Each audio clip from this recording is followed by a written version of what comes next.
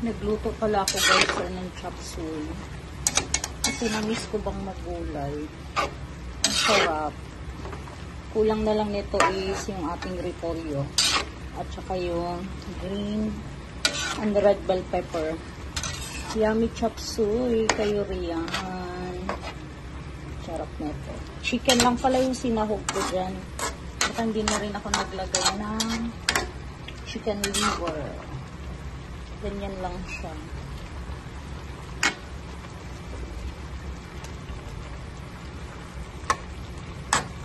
Yummy, yummy. Ang ating chop suey.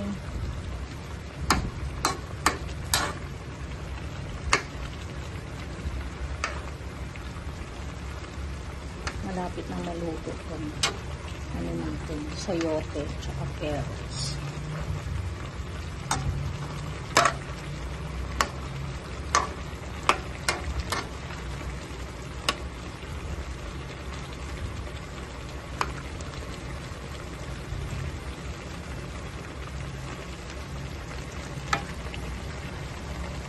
Ayan na po, luto na po yung ating chop suey, guys.